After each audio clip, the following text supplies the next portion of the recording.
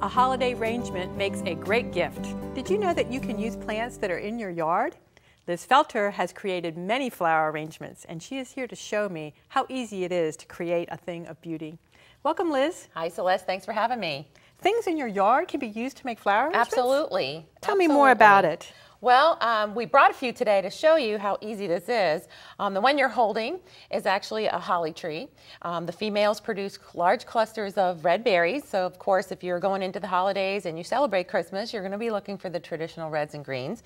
And we have podocarpus, which is a normal hedge in most people's yards, and it actually lasts a long time when you cut it and bring it in. And we have magnolia trees, which have awesome flowers, as well as really unusually colored foliage, and it really does a nice job when you use them in an arrangement. So the foliage is kind of a basic framework for the arrangement, and then of course you use flowers. Yep. And you may use flowers in your yard, but we purchased these. Yes, we did, but those we did on purpose because of the colors, and we wanted to show how easy it is to do something from your yard and how quick you can just add value by going to the grocery store and getting some flowers and adding it to the arrangement. Now, do I need special containers to do this? No, you sure don't. I have a collection of things that are just at my home. This bowl actually was brought to me as a hostess gift, and it had floating camellias in it, which is another beautiful thing to do. These vases came to me with other flowers in them, but I just keep them around and use them for whenever I need to entertain or need a gift. And this one simply has red colored marbles in the bottom, brings on some color from the season.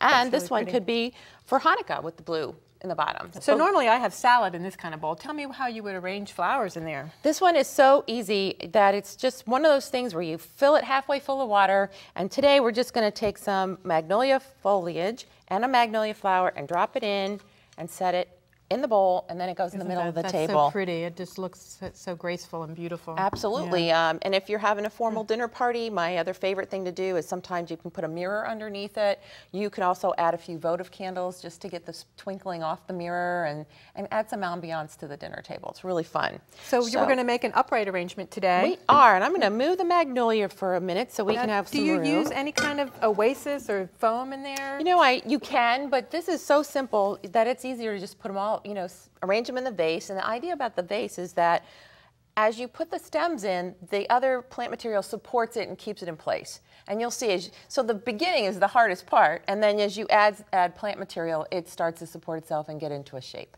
So let's we'll put some holly in. Now, is it important to make a fresh cut on the stems? Yep, right now what I've done is I put it in to get a little measurement to see my height. And since this is probably not a centerpiece, we're not worried about staying within a 14 or 16 inch height zone because, you know, if you're eating at dinner, you don't want to be talking through it. So this one is really close to being the right height, so I'm just going to give it a fresh on an angle cut. And we're going to put it in the vase, and then Celeste, you give me some podocarpus. I'll start to move some in. And I'm going to cut this a little bit too, on an angle. And then we'll see how we're going here. The podocarpus is good linear. Now, do you have to do the even odds things where you're doing odd numbers, or? You know, I don't always worry about that when I'm putting them in the vase because, you know, once they get in the vase together, they're so tight, it's hard for folks to tell if they've got even or odd numbers of stems. But look, we're already starting to get some shape, which is exciting. And probably about 3 more of these. Celeste will hold this holly in place, and then we can probably add a few flowers and we'll be almost done, yeah. And podocarpus is just something that you have in your yard. Most of these greens, there's other greens that work well, sometimes even ligustrum. I've used juniper. I have too. It makes a Christmassy or holiday type look. Yes, and the other thing is, you know, some yards you have ferns in your yard, and leatherleaf fern or some swordleaf fern, that gives you a nice texture and it gives you a long linear look. And see, look, we're getting there. Let's put some white mums in this. Almost out of time. Yeah, we're almost out of time. Let's put some white mums in here, and we'll just get that. It looks pretty, really, just the way it is. But look, we can change it up just a little bit. Check that out. Just one stem on that side. Maybe we can put one on this side. Red, yeah. And we're like so amazingly ready for our dinner party and the holidays. Anywhere. Check that out. Liz, thank you for being here today. Thanks for having me. It was a lot of fun. Using plants that you already have in your yard can be an economical way to make a lovely homemade arrangement this holiday season.